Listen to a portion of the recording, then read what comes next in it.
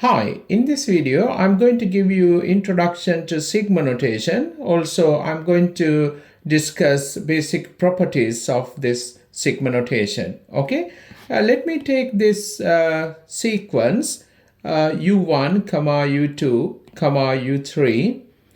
And I'm going to write here the general term. We denote it as UR, and we can call this as R term. R term in the sequence is important because it is actually expression of this R index. That term basically generate the sequence. So when you define a sequence, you don't want to write all the terms in the sequence.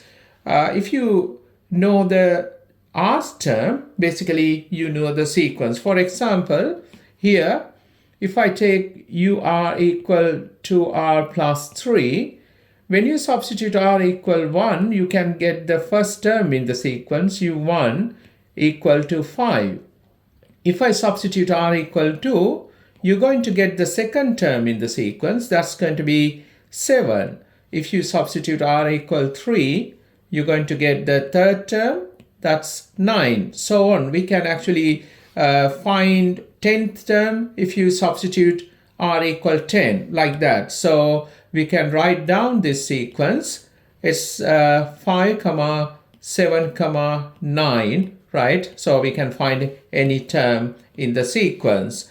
And in this sequence, we're going to take terms up to nth term, right?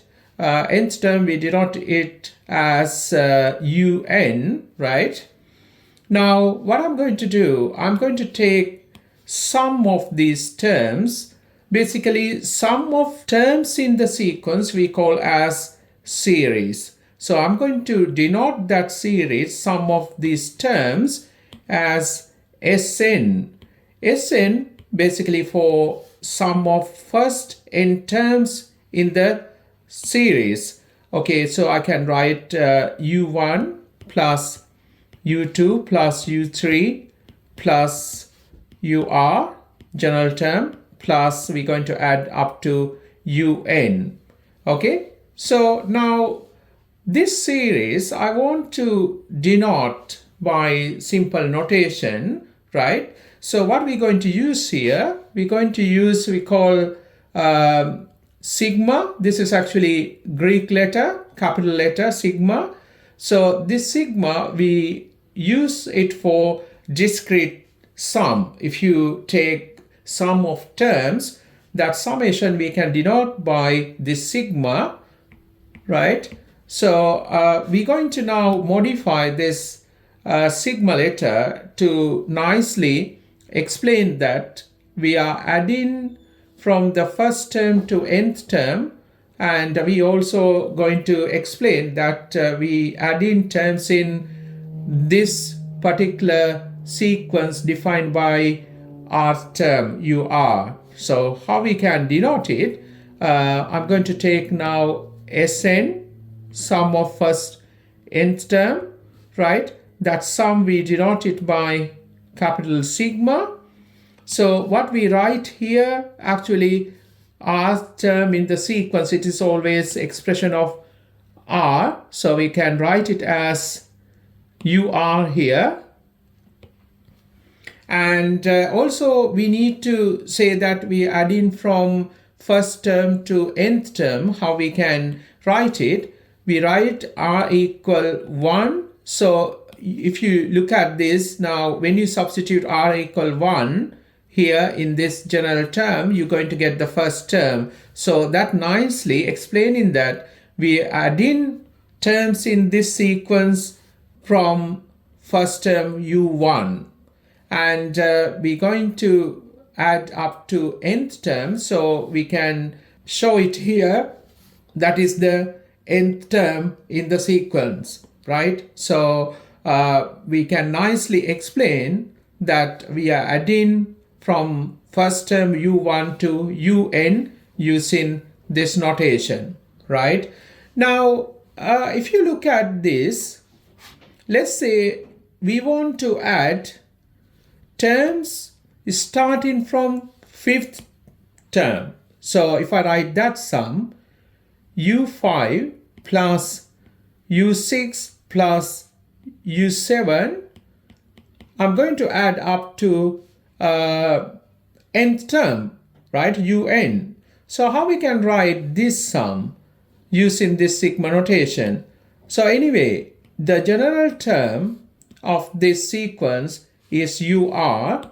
So I use this sigma notation for the sum, and what we write here always rth term in the sequence, so that is ur, right?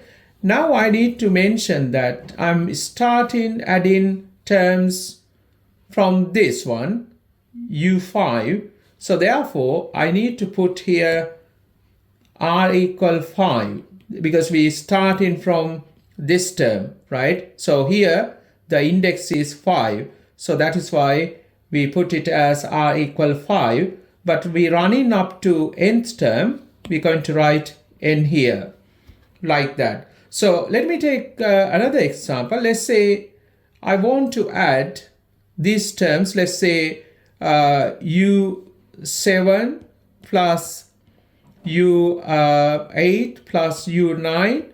I'm going to actually add up to u25, right? So up to 25th term.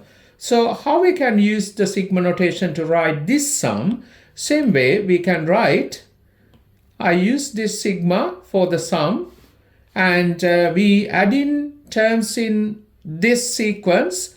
So general term always we write here, and we starting from the 7th term. So index is 7 here. I'm going to put that here, r equals 7, starting term, and we finish in from this term u25. That means n is 25, like that. Now have a look this sigma notation. Here we have series sigma 2r, r equal 1 to 5, right? So if you want to see sum of terms in this series, what we can do, we can substitute r equal 1 to get the first term. So sigma means sum, so we can write 2 plus, when you substitute r equal 2, you're going to get 4. When you substitute r equal 3, you're going to get 6.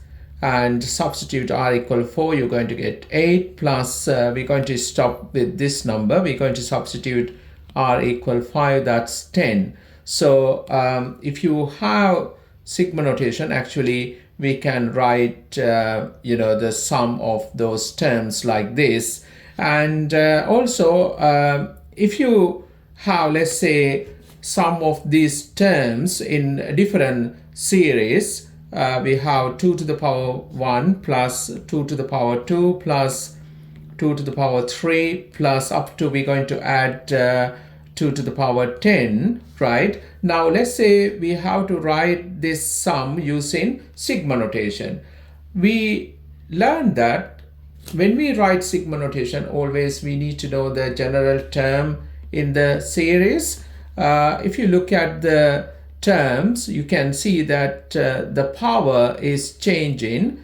So the second term, if you take the power of the second term is 2, in the third term power is 3. So we can actually put index as 2 to the power r, right? So this is actually general term ur.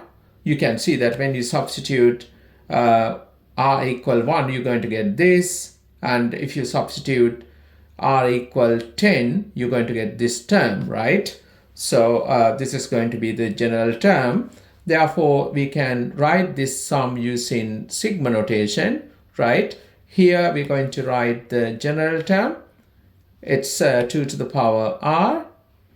And we add in from the first term to the 10th term. So we can write here r equal 1 to 10, right? So when you actually substitute here r equal 1, you're going to get this term, right? It's running up to 10th term, right? So this is the sigma notation for this sum, right? Okay, now I'm going to introduce basic properties of this sigma notation. First property is if you have this sigma KUR, right, R equal 1 to n. Okay, what we can do here, so this K is coefficient of this UR. Actually, UR is always expression of R, right? So this K independent of that index R, right? In that case, you can take K out. So you can write K times sigma UR R equal 1 to n. For example, if you have sigma 2R R equal 1 to 25, we can write this as, take 2 out, you can write 2 times sigma R equal 1 to 25. Okay, now second property is if you have sigma UR plus VR, right, R equal 1 to n, right? Here we have sum of two different sequence.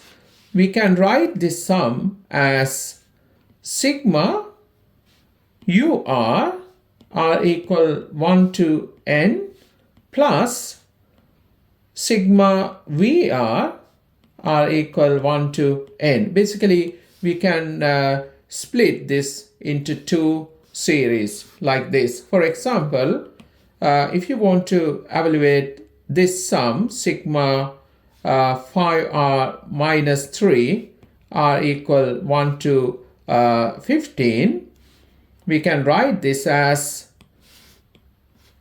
take separately, sigma 5R R equal 1 to 15 minus 3 times sigma 1 R equal 1 to 15, right? And here again, according to the first rule, we can write this as, take 5 out, 5 times sigma R equal 1 to 15 R minus, here we have 3 sigma 1 R equal 1 to 15. So we're going to actually follow these two properties when we evaluate sum of series. In next video, I'm going to get some examples and discuss how we can evaluate sum of series using these two properties. Okay.